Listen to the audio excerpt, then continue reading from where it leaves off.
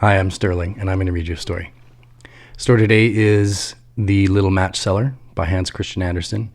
This one is a request that came to me, so I'm going to do my best. It's a sad story, fair warning, but it's a beautiful story. Disney made it into a short film a little while back. So here it is, The Little Match Seller by Hans Christian Andersen. It was terribly cold and nearly dark on the last evening of the old year, and the snow was falling fast. In the cold and the darkness, a poor little girl with bare head and naked feet roamed through the streets. It is true she had on a pair of slippers when she left home, but they were not of much use. They were very large, so large, indeed, that they had belonged to her mother, and the poor little creature had lost them in running across the street to avoid two carriages that were rolling along at a terrible rate. One of the slippers she could not find, and a boy seized upon the other and ran away with it, saying that he could use it as a cradle when he had children of his own. So the little girl went on with her little naked feet, which were quite red and blue with the cold. In an old apron she carried a number of matches and had a bundle of them in her hands. No one had bought anything off her the whole day, nor had anyone given her even a penny. Shivering with cold and hunger, she crept along. Poor little child, she looked a picture of misery. The snowflakes fell on her long, fair hair, which hung in curls on her shoulders, but she regarded them not. Lights were shining from every window, and there was a savory smell of roast goose, for it was New Year's Eve. Yes, she remembered that. In a corner between two houses, one of which projected beyond the other, she sank down and huddled herself together. She had drawn her little feet under her, but she could not keep off the cold, and she dared not go home, for she had sold no matches, and could not take home even a penny of money. Her father would certainly beat her. Besides, it was almost as cold at home as here, for they only had the roof to cover them, through which the wind howled, although the largest holes had been stopped up with straw and rags. Her little hands were almost frozen with the cold. Perhaps burning a match might be some good, if she could draw it from the bundle and strike it against the wall, just to warm her fingers. She drew it out. Scratch! How it sputtered as it burnt. It gave a warm, bright light, like a little candle, as she held her hand over it. It was really a wonderful light. It seemed to the little girl that she was sitting by a large iron stove with polished brass feet and a brass ornament.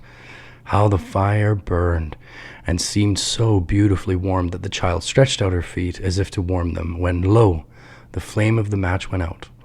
The stove vanished, and she had only the remains of the half-burnt match in her hand. She rubbed another match on the wall. It burst into flame, and where its light fell upon the wall, it became as transparent as a veil, and she could see into the room. The table was covered with a snowy white tablecloth, on which stood a splendid dinner service and a steaming roast goose stuffed with apples and dried plums. And what was still more wonderful, the goose jumped down from the dish and waddled across the floor with a knife and fork in its breast to the little girl, when the match went out, and there remained nothing but a thick, damp, cold wall before her. She lighted another match, and then she found herself sitting under a beautiful Christmas tree. It was larger and more beautifully decorated than the one which she had seen through the glass door at the rich merchant's. Thousands of tapers were burning upon the green branches, and colored pictures, like all those she had seen in the show windows, looked down upon it all. The little one stretched out her hand towards them, and the match went out. The Christmas lights rose higher and higher till they looked to her like the stars in the sky. Then she saw a star fall, leaving behind it a bright streak of fire. Someone is dying, thought the little girl, for her old grandmother, the only one who had ever loved her, and who was now dead, had told her that when a star falls, a soul was going up to God. She again rubbed a match on the wall, and the light shone round her. In the brightness stood her old grandmother, clear and shining, yet mild and loving in her appearance. "Grandmother," cried the little one, "oh, take me with you. I know you'll go away when the match burns out. You will vanish like the warm stove, the roast goose, and the large glorious Christmas tree." And she made haste to light the whole bundle of matches, for she wished to keep her grandmother there. And the matches glowed with a light that was brighter than the noonday, and her grandmother had never appeared so large or so beautiful. She took the little girl in her arms, and they both flew upwards in brightness and joy far above the earth, where there was neither cold nor hunger nor pain, for they were with God. In the dawn of the morning, there lay the poor little one, with pale cheeks and smiling mouth, leaning against the wall. She had been frozen to death on the last evening of the year, and the New Year's sun rose and shone upon a little body. The child still sat, in the stiffness of death, holding the matches in her hand, one bundle of which was burned. She tried to warm herself, said some.